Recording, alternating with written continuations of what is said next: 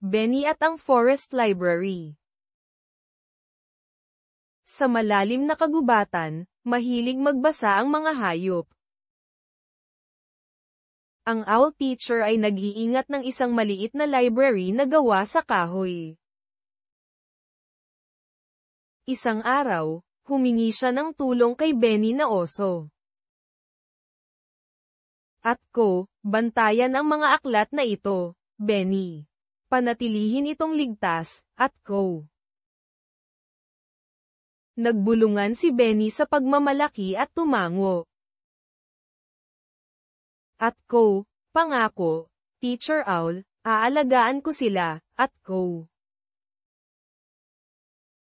Pinalakpakan ng ardilya ang kanyang mga paa at sinabing, at ko, mahusay, at ko. Ang mga ibon ay huni, at ko, maaari tayong magtiwala kay Benny, at ko. Noong una, pinagpatong-patong ni Benny ang mga libro. Napangiti siya habang nanghihiram ng mga picture story ang mga kuneho.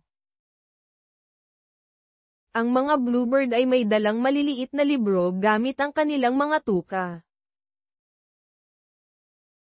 Nagpasalamat ang lahat kay Benny sa kanyang mabait na trabaho. Ngunit nang maglaon, naging tamad at pabaya si Benny. Nag-iwan siya ng mga libro sa ilalim ng mga puno at sa damuhan. Nahulog niya ang isa sa putikan nang hindi sinasadya. At ko, mabigat ang mga libro, at ko, mahina niyang ungol. Pagkatapos ay dumating ang ulan, bumagsak sa mga dahon. Tumilapon ang tubig sa mga nakalimutang storybook. Ang mga pahina ay kulot at ang tinta ay pinahiran sa madilim na mga linya.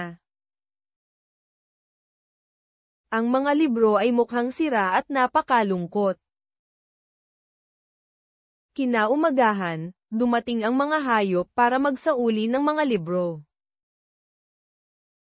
Napabuntong hininga si Kuneho, at ko, nasira ang kwento ko, at ko. Sumimangot si Squirrel, at ko, basa ang libro ko, at ko. Nanlaki ang mata ni Owl Teacher sa kalungkutan. Naduraj ang puso ni Benny, nanginginig ang kanyang mga paa. At ko, I broke my promise, at ko, malungkot niyang bulong. Ang mga hayop ay tumalikod, na mukhang bigo. Napayuko si Benny at nakaramdam ng hiya. Kinuha niya ang mga basang libro at pinatuyo.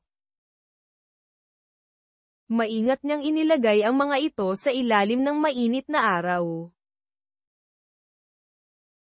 Tumulong ang mga ibon sa pamamagitan ng pagpapaypay ng kanilang mga pakpak.